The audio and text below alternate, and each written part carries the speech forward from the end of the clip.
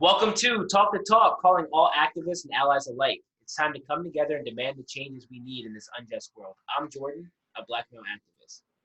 And I'm Kaitlin, a white female ally, and together we created Talk the Talk, a platform for speaking candidly and constructively on race. We will provide starting points for uncomfortable but meaningful conversations and introduce new knowledge and perspective. We will arm you with the tools necessary to combat racism anywhere and anytime you experience it. Right now is a once-in-a-lifetime opportunity to create lasting change to the racial and social injustices in America. We challenge you to do your part and talk the talk. What is up, Kaitlin? Hello. I'm freaking out because I think my hair's turned green from the chlorine. Yeah, so we both kind of did a hair makeover for this episode. I went and got a haircut. For those watching on the YouTube, you can check that fade. Shout out Trey Cuts, best barber in Philly. Kaitlin went the opposite direction. She's letting her grow and dyeing it green by chlorine. But yeah, on accident. We may or may not be slightly panicked and had an existential crisis, and also Pinterest searching on how to turn hair not green from chlorine. This is what happens. I'm so excited. I was like, I'm going to start swimming laps. Just call me Michael Phelps. And here we are with green hair. Slight unexpected side effect. Well, I wish you the best of luck with that. Thank you. Now that we address the hair makeovers, we be Chad, and hop into the episode for this week. Oh, don't forget, sidebar. We don't know all the answers, and we do cuss. Do we? I mean, like sometimes. Again, colorful language. Yeah, colorful language only sometimes to emphasize necessary points. Yeah. Makes it a little more lively. Yeah. After the disclosure is out of the way that we don't know everything and we do swear, let's tackle today's question. What does 40 acres and a mule mean? So we're going to talk all things reparations. So Kaitlin, when was the first time you heard the term 40 acres and a mule? And what does that mean to you? So I think I could have heard it like earlier in high school or like middle school, but we definitely talked about it during our AP World or US History class, which again was a select number of students. I don't know if they taught it like across like US history in our high school. But that's where I first heard about it, and it was literally probably like 10 minutes of a class period discussion when we were tackling the subject that is like Civil War and Reconstruction. And it was literally addressed in such a way, like, for those who don't know, like AP classes, it's for high school students to take what are perceived to be like more college level courses. And if you take an exam at the end of the year and pass with a certain score, like you can get college credit hours. So it's like a super great way to get started. Like highly recommend, whatever, that's a different conversation. But it was mentioned as like a point that like when you took these AP classes, you had to like brain dump facts for essays. And so it was like, here's something you should know about because it's a really good thing to brain dump like when you're talking about Reconstruction. And it's basically the concept that slavery was bad. The US is really sorry. All newly freed slaves, we will give you land to like live your own life. But it never happened. Yeah. Yep. So again, what about you? Our different experiences have led us to know about something that's the same, but learned about it in a very, very different way.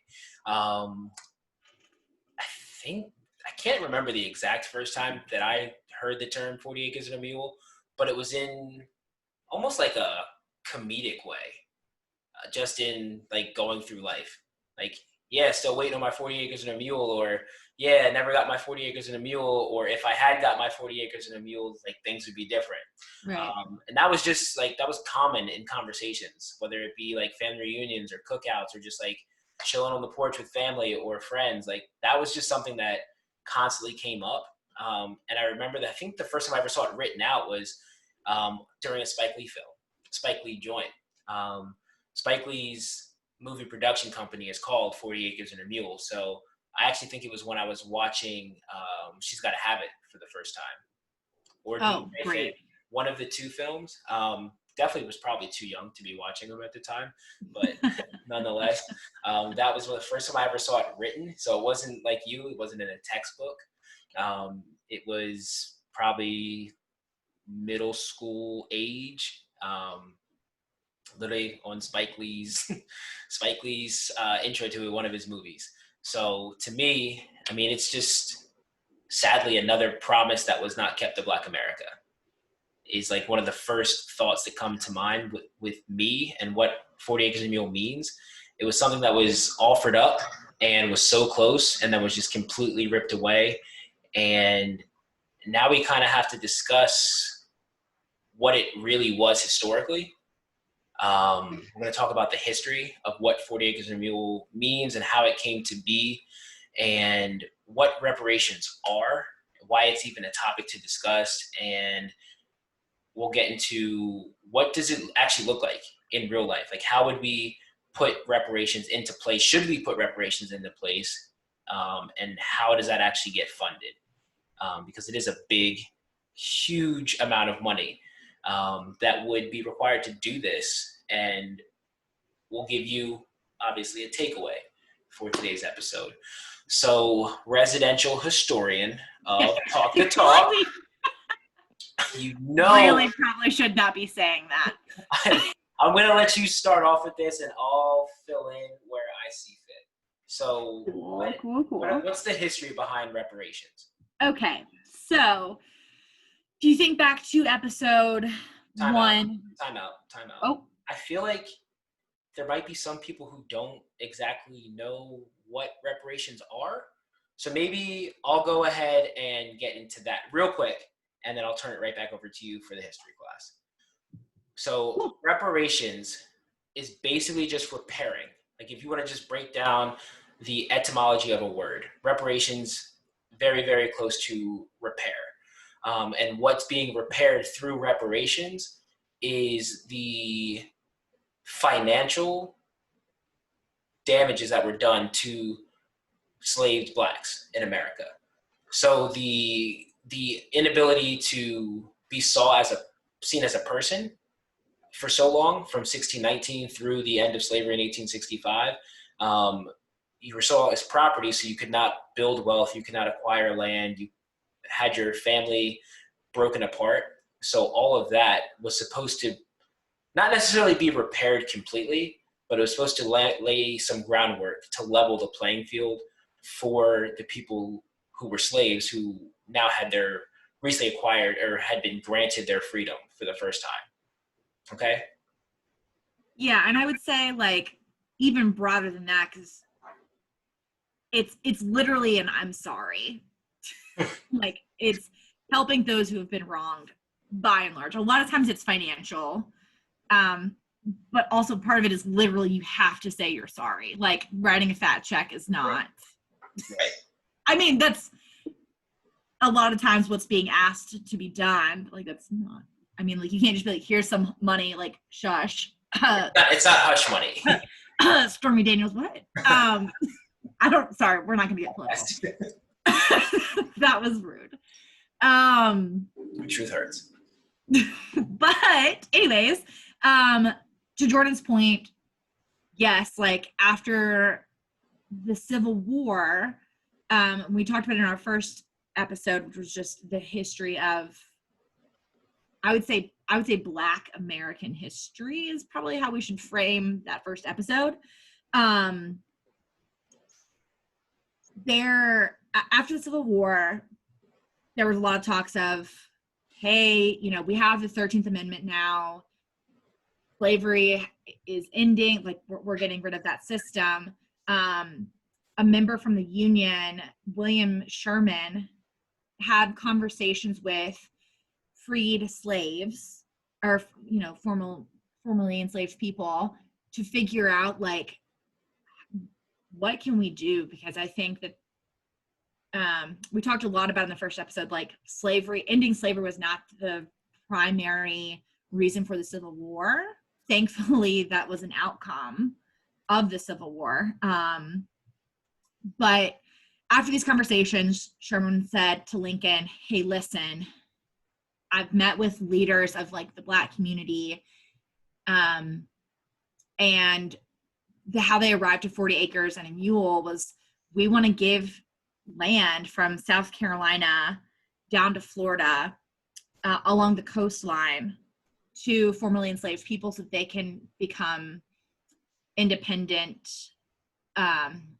and develop their own land and not rely on anyone other than themselves to make a living and achieve the American dream.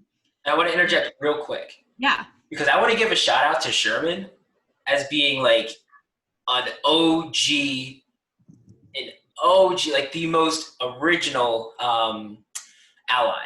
Like he is an OG ally through and through, because he didn't like decide for the Black community what to give them, what to give for reparations, and he didn't like do this with a room full of white people that he like then took that message that a room full of white men made a decision on for what the Black community should have.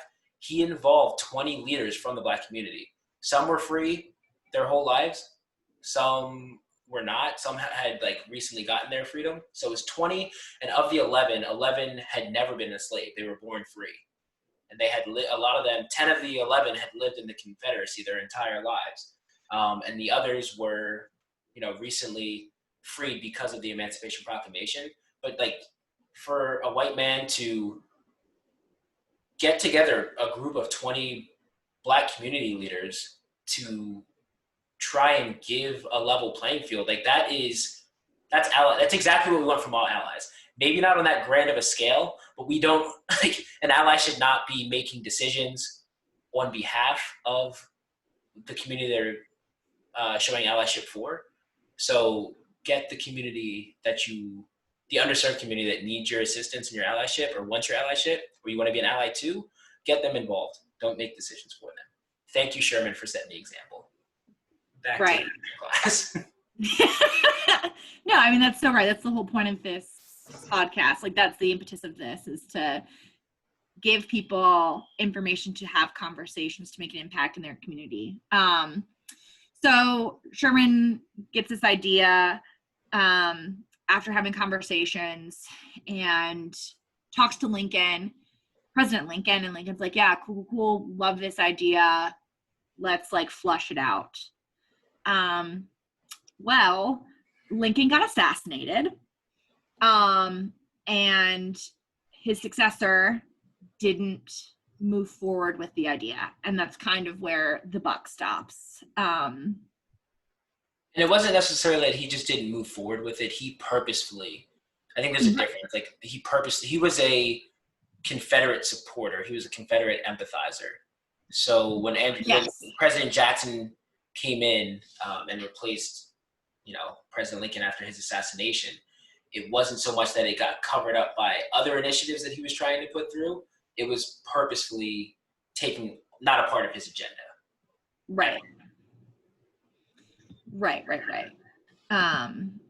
Yeah, so Andrew Johnson's like, oh, okay, cool. I guess we're just literally not going to do this. I said good day. Like, we'll sweep it under the rug under Johnson's leadership. Like, it was just never brought up. I think like one thing for like our own reflection to think about too is, which Jordan told me this, like I hadn't known about this, but comparing and contrasting 40 acres and a mule to Lincoln's original idea of sending formerly enslaved people back to Africa or the islands. Like, I don't know, Jordan, if you want to talk more about that, but as I was like writing the outline for this episode, I just kept thinking about, I'm so curious to have known like what he thought about the idea of using American land versus like sending. Yeah, so the acres that were set aside, there were 400 acres of land set aside along the coastline of Charleston, South Carolina. So from Charleston, South Carolina and south to the St. Johns River in Florida, that was the area that was mapped out and set aside for these newly freed slaves and other members of the Black community to go inhabit and have as their own. So it's pretty interesting. So again, I mentioned that Sherman went and had a conversation with leaders of the Black community, and the main leader, the main spokesperson from that group, most of them were pastors, reverends, whatever, of the Baptist and Methodist faith. But the leader was Reverend Frazier. And in the conversations, Frazier kind of lined out three things that the Black community wanted. One was to have land that they could make their own. And they were in charge of it. They were in charge of everything. So it was their land. The second was that it would be separate from white people, because at that time they didn't see any possibility for there to be Blacks and whites living together. And I mean, that goes back to what we talked about with Lincoln wanting to give the slaves, once they were free, give them a new place to go, because tensions were so high and difficult between the two communities that neither side at that time thought that they could live in like a safe mixing between the two cultures and the two races. And then the third was that they would have their own politics as well, so they wouldn't have to worry about any changes happening within their community that were not of their own. So they basically wanted to have their own economy, their own politics, and their own space to have their own culture, because they didn't think they would be able to have any of those things with white people being allowed in their space from Charleston, South Carolina, through Florida, the St. Rivers in Florida. So those were the three things that were wanted, and they actually were all agreed upon as well before Lincoln's assassination. It's really, I feel like, again, it just seems like par for the course with, like, unfortunately, with a lot of pieces of great legislation. Yeah. Shit happens and changes don't get made. So remember, election day is less than 100 days away. Register to vote because it matters. Yes. So moving forward from 40 acres and a mule, let's look more at like the history of like reparations. So like Jordan broke down what reparations are. It's an apology for a wrongdoing, and a lot of times that's associated with money to make things right. And if you're wondering, like, where have we seen reparations before?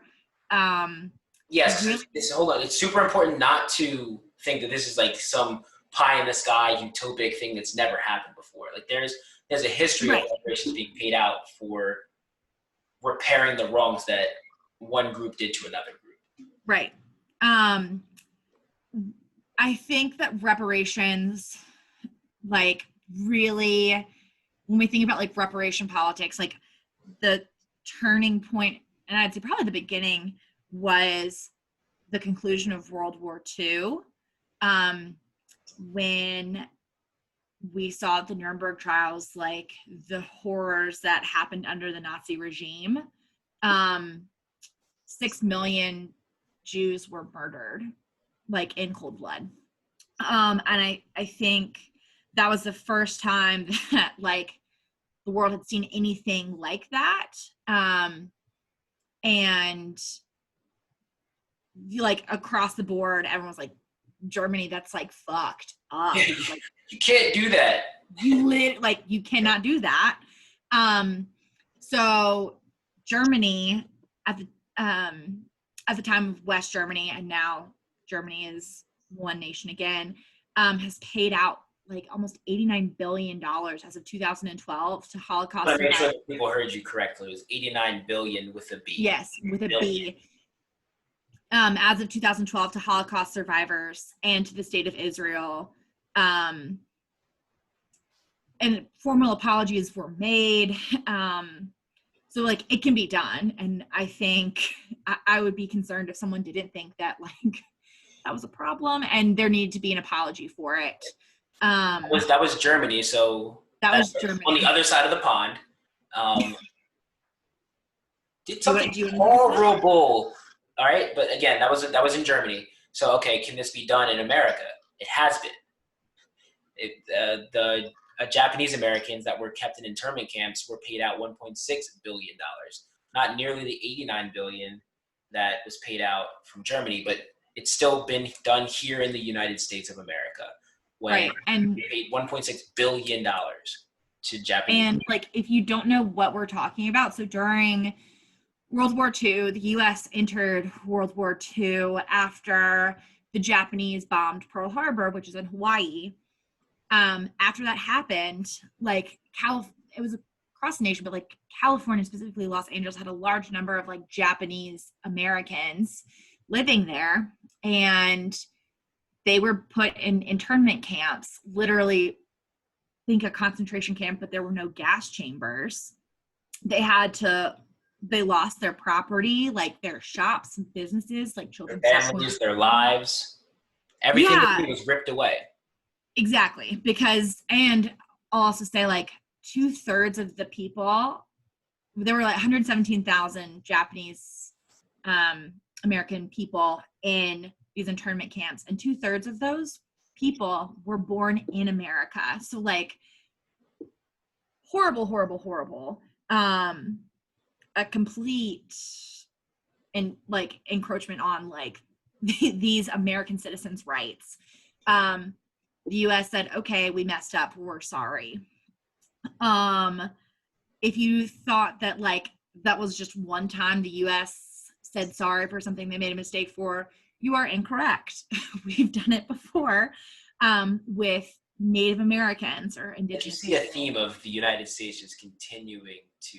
I mean, I will say, like, when I was writing this out, I wanted to keep this US centric and Western Oh yeah, centric. I'm sure it's happened other places. Well, I mean, I hope, well, I hope not. I think, no, but I mean, well, I mean, historically, yeah, I feel like bad things have happened, so I would hope there would be apologies for them. And like, we don't live in a utopian society where like bad things don't happen. right.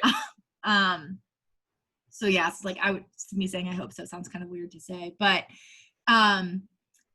also after the conclusion of World War II, Native Americans came out in like droves to support the U.S. fighting against in both theaters. And one of the most successful things they did was translated codes. Like espionage was like a really big thing during World War II, and like people were trying to intercept messages. Because there were so many Native Americans from all different tribes that were coming and volunteering their like lives to help the US, they started using these native languages to send messages back and forth that the codes couldn't be cracked. After this, in 1946, the Indian Claims Commission was created because there are 176 tribes that were talking about like, listen, like we're here in America, we fought for America. America took land from us and was terrible to our people. Like, we need to figure this out and come to some type of resolution. And the US ended up, to say settling, I think sounds too like formal and like something that takes place in court, which I don't know that this necessarily did, but there was a payout of roughly $1,000 per person for members of these 176 tribes. And then in 2009, there was a formal apology from the US federal government, but weirdly it was hidden in a defense bill, which I got that from the History Channel. So I don't understand like why that would be hidden. I don't know that like that an apology needs to be apology. hidden. It's just, again, it's just something that's being checked off a box. It's not, it's saying, all right, we did this. It was 50 years, 60 years later, but we did it. Right. We hit it in this bill. Yeah, I like that's what I'm saying. Like, I don't understand the optics of like why. I don't know. I'm not that political, I guess, to understand like the why for that, but I would just think like literally, let's just have a press conference to be like, sorry. Loud and proud. Yeah, I don't know. Jordan, do you want to take the next one? Talking about Hawaii. Like, I always think about this. Like, Hawaii is not close to the United States. Like it's not close. No. Like if you go It's like a 6 or 7 hour flight from LA. exactly, it's still Think. a 7 hour flight, which is basically the equivalent to get to anywhere in Europe. So Yeah, from like New York to London. Like that's that flight, I think. Maybe less. the indigenous native people of Hawaii have been there they were there for a very long time before it was discovered in the 1700s, the late 1700s by Europeans. They had an entire kingdom of Hawaii. Like anyone who's ever been to Hawaii, which I haven't, but I've seen pictures with friends who have been there. Again, it's super far, so I've not been yet. um, Yeah. but like it's a beautiful place that does not fit. It does not look like anything else in the United States because for so long it was its own place, it was its own kingdom with its own people that created this kingdom. Um, and when the Europeans showed up, a lot of those 700,000 people that were already there were killed off. Not necessarily all because of violence, but a lot of it was just because they had not been exposed to the diseases that the Europeans who were coming to Hawaii were carrying. So their immune systems weren't built and like strong enough to deal with those particular diseases. And a lot of people died. And under it was the Hawaiian Homes Commission Act in 1920, if you could show that you were of your heritage, you were half Hawaiian, then you could lease land for $1 for 99 years. So that is like a phenomenal way to be able to recoup some wealth and build wealth for the first time, acquire land, and it was great, but it didn't really help unless you could prove your heritage. Like even if you were on the land and your family, your family was there in the late 1700s, but then there was a mixing of the races between the Hawaiians who were native to the island and the Europeans who came to the island. Unless you could physically prove that you were half Hawaiian, it didn't really do much for you. So I don't know. I don't know if you have something else you want to add on that one, Kay, but like it was cool in theory, but I think this is a lesson that we need to learn that it's very important of how you put things from theory to it being in practice. Yeah, I think the other thing with this too was that the land that was given, so like the Jordan and I talk about in like the first episode, like the economics of slavery and like that being the main driver for like the social injustice. Saw something similar in Hawaii with like the production of like sugar. So there's all this land that was being taken. So within this land that was given, it wasn't necessarily the best land for these Anything. people for development, which makes it tough. And then I think there are still wait lists for like people to get this land. Yeah. This is 100 years ago that this was put into place. Yes. So, 100 years ago. So like probably 2 generations have come and gone in that time frame, completely gone in the hundreds Yeah. of years past, and they're still waiting. So if that's the case, then there's a strong chance that your descendants are not going to be able to prove that they are half Hawaiian. Like that chance of that happening gets higher every generation. So, Yeah. and then, Kay, do you mind if I talk about the Tuskegee? No, I was going to let you. Yeah. Thank you. So, You're welcome. all right. So in 1973, we're still here in America, still talking American stuff. The Tuskegee experiment, 600 black men were involuntarily added to a medical study. And we have to make a sound or something for these air quotes when we have them. But it's a medical study that was done. They had syphilis and they were untreated for the disease. 600 black men. And there's a reason that all of them were black.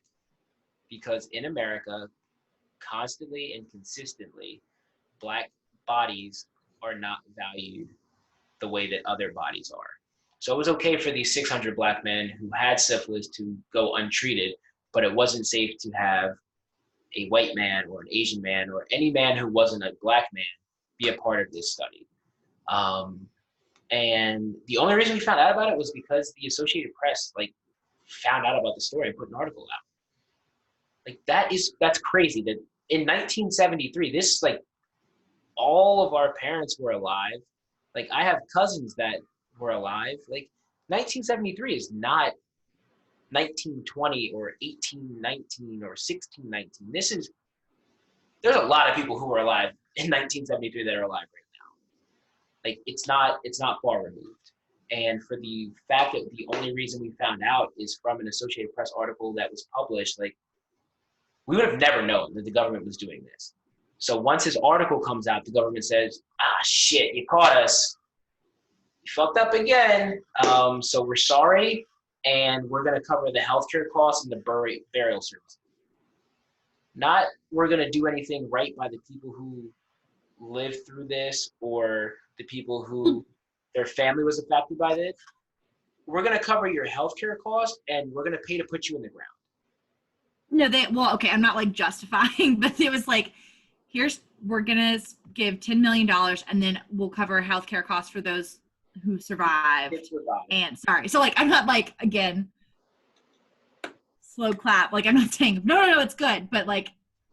But honestly, like at that point, like, what choice do you have? You don't really have any choice but to do that. Like once you're caught by the Associated Press saying like, hey, you did this and like you need to do something about it. Like it's not even that they answered a call to action. They were put in a position that they had to come up with that money and cover the healthcare costs for the neglect that they put these black men under. Like it wasn't like they like found out it, like the US government found out about it. It was like, I don't know. It's just like, again, it's not enough to fix the wrong that was done. No, I don't disagree. I don't disagree. I just want to be like, here is what exactly it was, because there was more like monetary. Again, I'm not saying that like, oh, well, because they gave 10 million and covered the healthcare costs for these people, which like syphilis, it can be treated with penicillin. Like penicillin existed in 1973. Like I could be wrong, but I'm almost positive it was. And regardless of whatever the treatment was at the time, which I'm fairly certain was penicillin. Right. It's very painful, and it like syphilis can kill you. Yes, which is why it says like healthcare and burial costs, because people died from a curable disease. Yeah. And I think like this spurs like a larger conversation about like distrust between Black people and medicine, 100%. Which I think that we can like. We will have another episode on that. Yes, like that can be. That's not just Black men. That's not just the Tuskegee experiments. That right. Time and time for a lot of stuff that happened in the 70s. Right. So, with all that being said, clearly here and in other places in the world, reparations have been given for various circumstances. So 400 years later, can we make reparations for slavery work in the States? I mean, you live in Asheville, North Carolina, and Asheville is taking the steps to do right by the Black citizens of Asheville, because their ancestors were responsible for the wealth that was created in the state of North Carolina, in the United States as a country, and in the city of Asheville. So like Asheville's taking steps to create a reparations program. They actually passed it. The council passed that, right? About 2 weeks ago? Yes. So Asheville had their council people, I think that would be like the gender neutral plural, vote on this. So the city of Asheville decided that systemic racism is a public health crisis. And that was the determining factor. And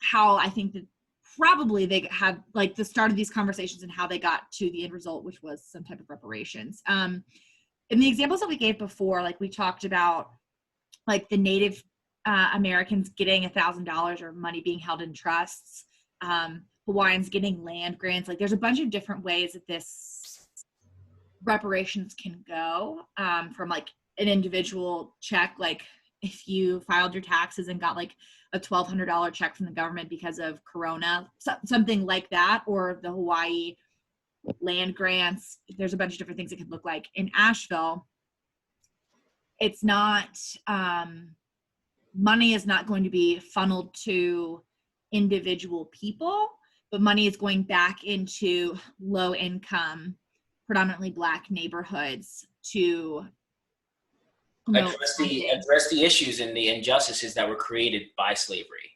Correct. While slaves were creating the wealth for America, they were not benefiting from it. So this is to go back and start the process of repairing the injustices that have been done. Yeah, so money will go towards affordable housing, business and home ownership, and career opportunities. Basically, the objective is to grow generational wealth and close gaps in healthcare, which I said, I think the start of the conversations, I'm conjecturing, but was like the basis of understanding that systemic racism is a public health crisis. So gaps in healthcare, education, employment and pay, neighborhood safety, and fairness within criminal justice. So it's not just one single prong fix. And we kind of talked about this in our last episode when we were talking about what we think defunding the police means. It's taking some of that money from your police budgets and putting it back into your community in these exact ways. I'm not exactly sure where this money is going to be coming from. There is a movement here to defund police, like as in most towns, I would think, and cities.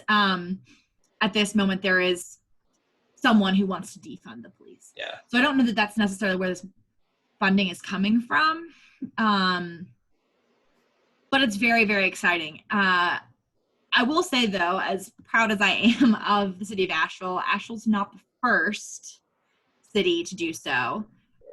I think there's been obviously a lot of buzz, like what's happened in 2020. That's why we have this podcast. I think good for Asheville for rising to the occasion, but there was a city in Illinois who did it first, which was last year. The city of Evanston, Illinois, is going to tax legal cannabis to pay for reparations. I don't have a ton more details again because I'm 1 bajillion% biased on Asheville and it just happened. But I do think that's a brilliant idea, though. I was just about to say the same thing. It's so smart. Because this addresses another problem that was another injustice that was done to the Black community, which was the war on drugs. The fact that you could and you can still be arrested for cannabis, while cannabis is now a legal industry that is creating $1 billion worth of wealth for some individuals who have the capital up front to buy into that industry. But you still have people in jail for carrying small amounts of the same thing that is now legal to sell, and even legal to carry and legal to smoke some places outside. So Evanston, Illinois decided to tax the legal cannabis to fund their reparations programs. To me, it solves multiple problems all at once. So shout out Evanston, shout out Asheville. Now, what the heck do we do on Asheville and towns like it, and towns like Evanston can do this one by one in each state, but that's not going to fix the entire problem in America. It needs to be a bigger, more sustainable and scalable. It needs to be more scalable. So there are some people, really smart people, smarter than me, maybe not smarter than Kaitlin, because smarter than me. She's our resident historian, so obviously she's pretty damn smart. But one of those people that comes to mind is Robert Smith, and he is the wealthiest Black man in America. You might also have heard the name Robert Smith from when he paid off $34 million of student loan debt, the entirety of the student loan debt for the graduating class of Morehouse in 2019. That is I would have been sitting. I have chills. Yeah. He someone who's about to get into student loan debt. Yes. This man was giving the speech at this graduation and said that he was going to pay all of the student loan debts. Okay, this is a sidebar. I'm so sorry, but this is how my brain works. You watched The Office, correct? Of course. Okay, this is everything that Mike's Tots or whatever wanted to be. Remember when Michael Scott was like, I'm gonna pay for these kids' college? Yeah. What are you gonna do? Make our dreams come true. Literally, like this man did. So I'm so sorry. That's incredible. That is an incredible sidebar. We need to make sure we have at least one of those in an episode. But yes, that's exactly what happened. But instead of like it happening in a fictional TV show with someone who didn't make it happen, Who didn't make it happen? and also wanted to share that capital with the students who were going out. Instead of them going out and they had to find a job to figure out how they were going to pay back their student loans, which, telling you from experience, is fucking horrible. This whole graduating class gets to go out and not have to worry about that. So they have the freedom to start a family, or the financial freedom to buy a house, or the financial freedom to start a business and grow their wealth immediately out of college, as opposed to paying down their debt for going to college and then being able to do these other things. So it put these students in an incredible position. So if you've heard of Robert Smith, that's probably where you heard him from, or you might know him as the CEO of the investment firm Vista Equity Partners, which is a large way that he acquired his wealth.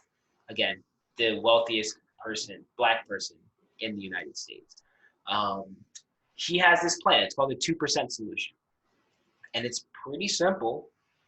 The large banks and the large corporations that are worth billions and trillions, Amazon, Jeff Bezos. Oh, yeah. I saw this thing, another sidebar, on literally like, I think Jeff Bezos' position to be like the world's first trillionaire or something. Yeah. And someone literally broke down and said, cool. Literally, if he has $1 trillion, we could solve every single world crisis. Yeah. And he'd still have billions of dollars. Right. His ex-wife, his now estranged ex-wife, is a billionaire as well. And he didn't blink when that divorce happened and he had to pay that alimony. Like, didn't Oh even my God. blink. So, like, I wish I had the numbers in front of me, but I'm fairly certain he has, actually, no, for a fact, he has more wealth. This one soon-to-be trillionaire, Jeff Bezos, has more wealth than all of the billionaires, all the Black billionaires in the United States. He has more money than all of them, which it's 20 people that are billionaires, some of the richest people on the planet. He has more wealth than all 20 of them combined, which is wild. So for his company and other large companies like that to take 2% of their annual income to fund banking, telecom, technology, education, healthcare, infrastructure, that would go to benefit minority communities that have not had opportunity. They've been starved of opportunity. They've been purposely starved of opportunity for centuries, not even decades. It's been centuries that this has been going on. So by taking 2%, you still have your other 98% to do your normal business function, to give to what other causes you were giving to before, 98% to pay for your employees, whatever your finances are, your marketing, whatever. You just take 2% over 10 years, and the amount of money that would be there would actually be able to go towards the reparation programs, like we said, that would go to the infrastructure of building up Black America, Brown America, all these other minority populations. And it would level that playing field again. It would make it possible for, like, what he did with the students at Morehouse. It would give them a level playing field coming out of college. So coming out of the starting blocks, they would be able to own their own businesses. They would have the financial freedom to ditch the job that they're going to day in and day out just to make ends meet, because they don't have a nest egg that other populations, mainly the white community, has. If you look at the median income or the average income for a Black household versus a white household, a Black household is at $17,000, whereas a white household is at $170,000. So the financial freedom that's afforded to white families as opposed to Black families it's very, very different. It's immensely different, and it comes back to slavery. So by paying these reparations, having these reparations programs, it allows us to start righting the wrongs that were done through slavery, through racism, through systemic racism. Now we I have to think talk. the thing. Go ahead. Oh Go ahead. no, okay. I think the thing that's super interesting about this 2% solution, in contrast with like what we were talking about before, is that Robert Smith is calling for corporation. So like this is like corporate responsibility, whereas the other things that we talked about were things at like the federal level or like governmental level, right? I think it's super interesting. I think that anytime there's a conversation about reparations now, I mean, everyone I think in Washington agrees that like something on a national level would be a clusterfuck. Yeah. Like, I mean, they can't agree on anything. They can't agree that we should wear masks for corona. yeah, that's a whole. I cannot even. So I think it's really interesting, and I like at this point, like I feel like not making, but like recommending that like these private companies do this is the only way that we can get it done. I mean, I know I was reading JP Morgan did something like, I'm not sure the history of like JP Morgan, the company, but I think that they did like 5 million in reparations. Who knows exactly what, but it was tied to, sorry about slavery type stuff. Yeah. Like I wish I knew more about it, but I remember like seeing it as I was like doing some research on stuff. Sorry, I didn't mean to derail you, but No, it's completely fine. But it kind of goes to the point of why he's calling for corporations to do this, because we've been waiting for the government to step up and do it. And also, I mean, our government doesn't have money. Like the U.S. is in debt. Like what? $1 trillion, hundreds of $1 trillion of debt. But it's a whole nother point that we could make about how. Yeah, I mean, but no, I mean, like it makes sense. Fair, but like they can pull money together. Like they were able to pull 4 different phases of economic relief funds that were each trillions of dollars for during the coronavirus pandemic. So if it was a bipartisan thing to put reparations into place, it could be done by the government. But what Robert Smith is saying is like, we can't continue to wait on the government to do so. So let's try something different. Let's try to call on the large corporations that Black dollars are continuously going in to support. Like the power in the Black community economically is very, very high, and it's very coveted by these corporations. Right. So why not give? And it would actually be a financial benefit to these corporations to level the playing field for Black people to be able to own businesses and have higher paying jobs and buy more homes and buy more goods and buy more services. Everyone would benefit from this, as opposed to having a population where the average income or the average median household wealth is $17,000. That's not great. That's very bad. Right. So it calls on the Black, it has another piece in there about the Black-owned banks doing more banking business in Black communities. So right now there's 4,700 U.S. banks. 21 of those are Black.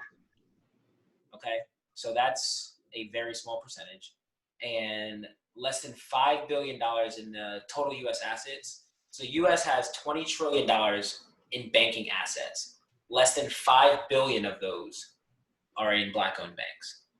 Can I ask a dumb question because I don't know a lot about banks? Yeah, go for it. When you say like Black-owned banks, when you say like owning a bank, does that mean like my local Wells Fargo down the block?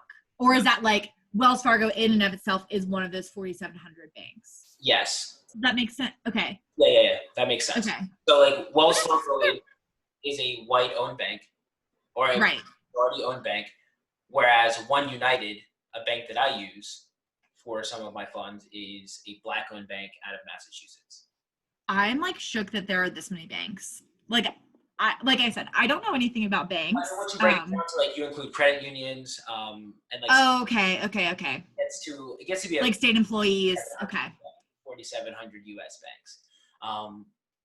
But what happens when there's not Black-owned banks or banks in a certain community? It makes it difficult for these people to get capital. It makes it more difficult for them. It made it more difficult for them to get the business loans that were put into place for coronavirus.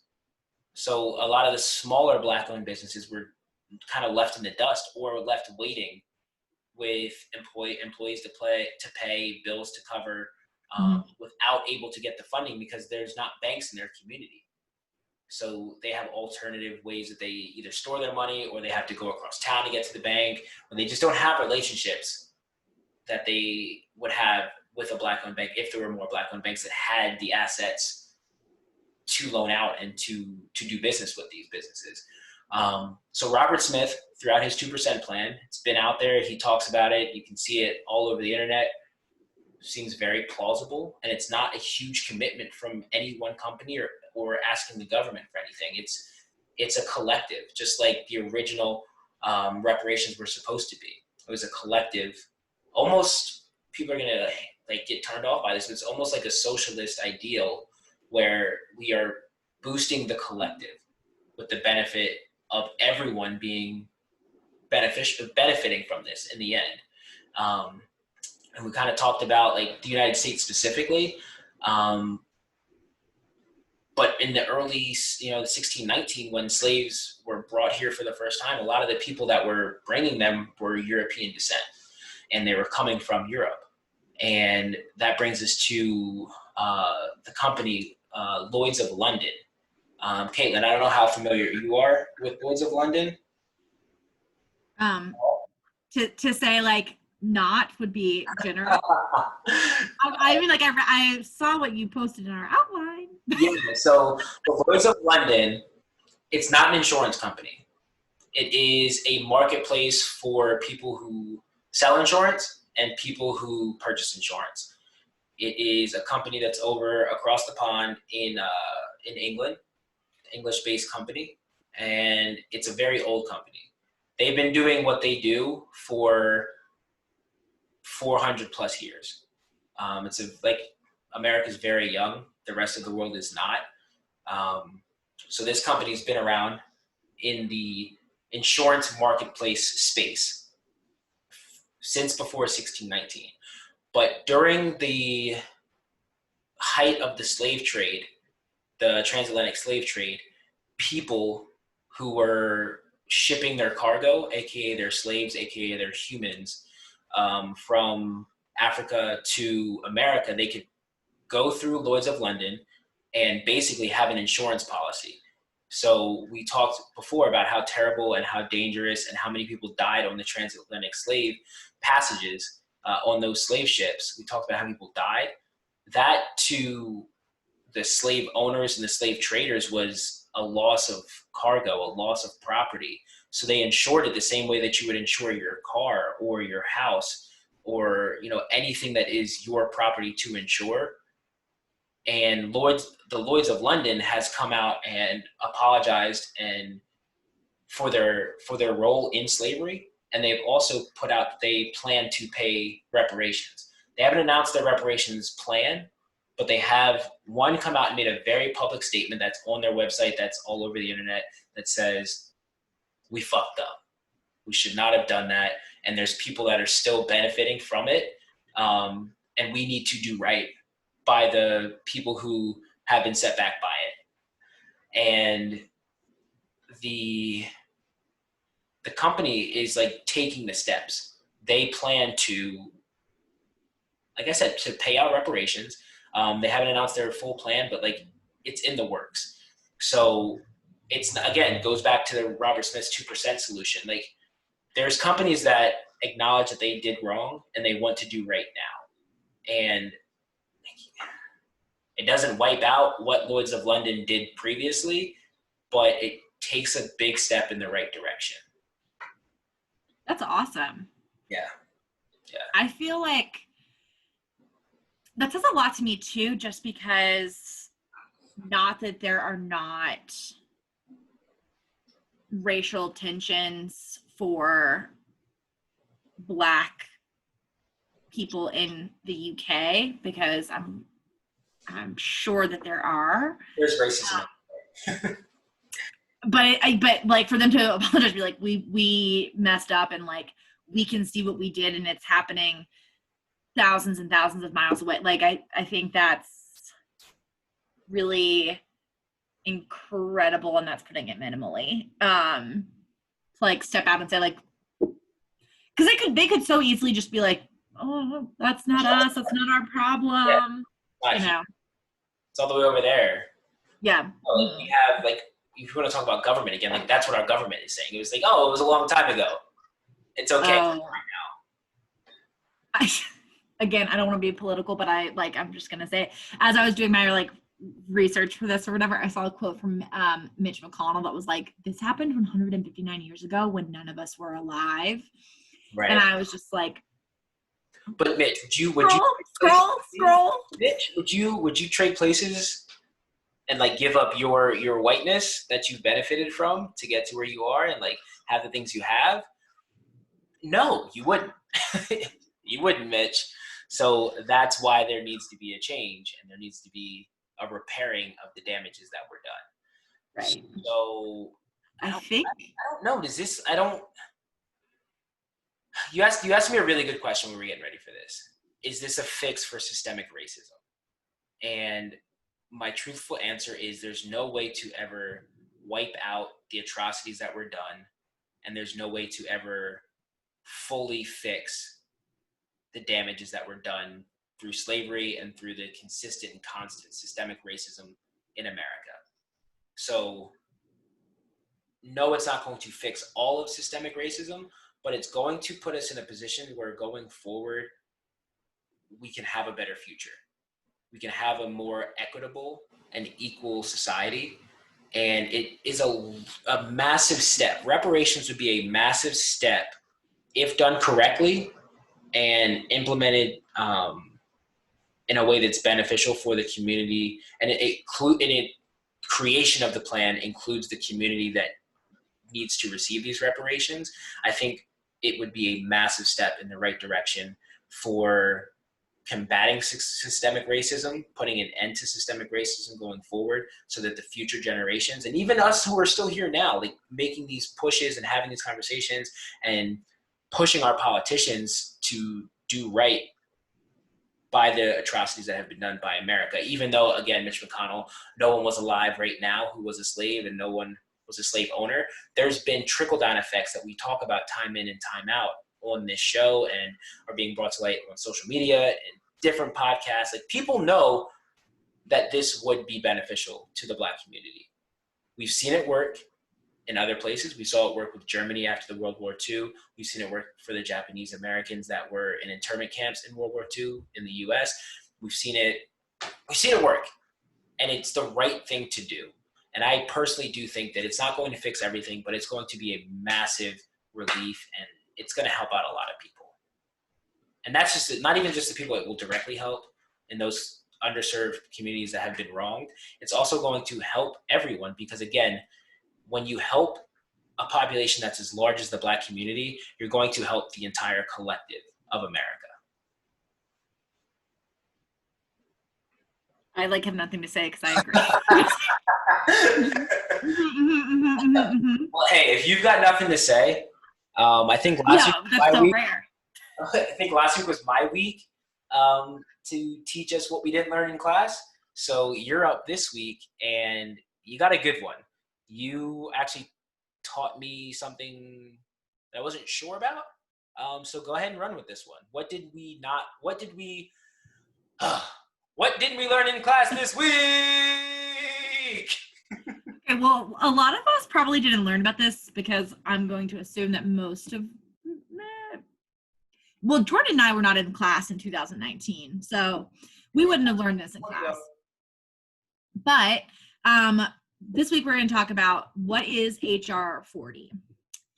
So HR 40 was presented to the U.S. House of Representatives by member Sheila Jackson Lee, and she introduced this bill, which is formally titled the Commission to Study and Develop Reparation Proposals for the African American Act. So what is this bill? So this bill would establish this commission to examine slavery and discrimination in the colonies and the United States from 1619 to the present and recommend appropriate remedies. Among other requirements, the commission shall identify 1, the role of the federal and state governments in supporting the institution of slavery, 2, forms of discrimination in public and private sectors against freed slaves and their descendants, and 3, lingering negative effects of slavery on living African Americans and society. So thank you, Representative Jackson Lee. Like, this is important information that needs to be studied and understood, so that we can move forward with some of the things that Jordan and I have talked about before. We saw when we talked about like Native Americans, they created a commission to go through and invest claims and complaints against the U.S. government by these indigenous peoples, and then they ended up getting reparations. This is a similar avenue and a path that we need to take and understand and get data for, to make informed decisions on how potentially at a federal level, state level, and local level, we can remedy is not the right word.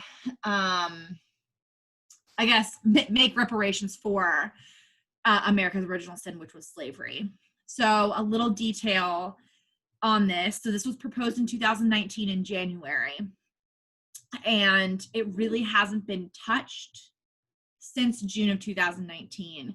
So if you go to congress.gov, you can go through and search legislation, and you can look up and understand and get a summary of what HR 40 is, actions, so where it's at in the process. So I'm on the website right now. So it was introduced to the House in 2019 in January, and it was basically put into a subcommittee, and that's where it currently sits.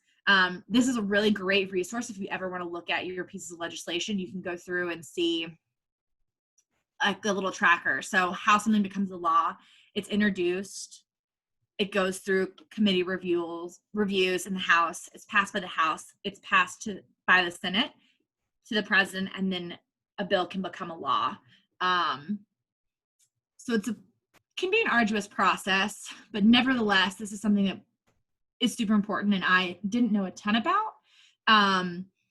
So that's what we learned. I'm going to just parlay this into the action of the week because they are literally tied together. Two tied together. It's perfect. They're yes. So when you're on congress.gov and you look up HR 40, you can go through and there's like a little tab. I don't know if this is like great for podcasting, but we put this on YouTube. So I wanted to I don't know if I can why can't I share my screen? Oh, you're not the boss. I'm not the boss. You're not the meeting host. Isn't podcasting great? We're doing it live, people. We'll throw it up on social media. We'll show you. Yeah, never mind. We're going to keep going. Okay. I thought I knew how to Zoom and I got really confused.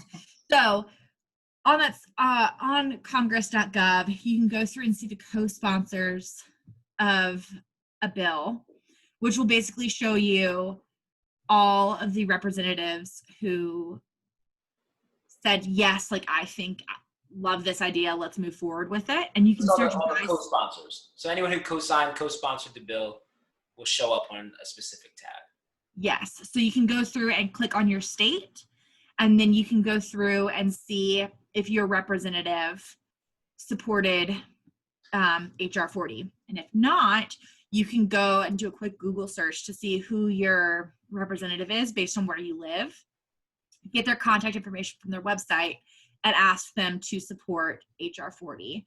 We're currently in a holding pattern, like I said, with this bill. I'm hoping that in light of everything that's happened thus far in 2020, there will be continued traction. And light a fire for this bill to get at least the Senate.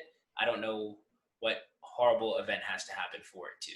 So let's all step up, reach out to our House of Representatives, and have them, if they're not already co-sponsors of this bill, have them step up, be co-sponsors. They're there to represent you. They're there to represent us. So push them and hold them responsible to do so. So that's why it's so important not to just vote for the president of the United States. We need to be also voting for, the people that are representing us in the state, city, local, and the federal government. Right. I mean, think about like the council people in Asheville. If people didn't show up for voting, I mean, your grassroots local elections matter.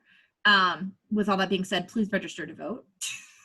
Less than 100 days. It's coming up. Less than 100 days, and vote by mail. You need to be registered to vote, and you need to, if you're voting by mail, you need to submit your vote and mail it back in by like the 25th of October to guarantee time for your ballot to be counted for November 3rd.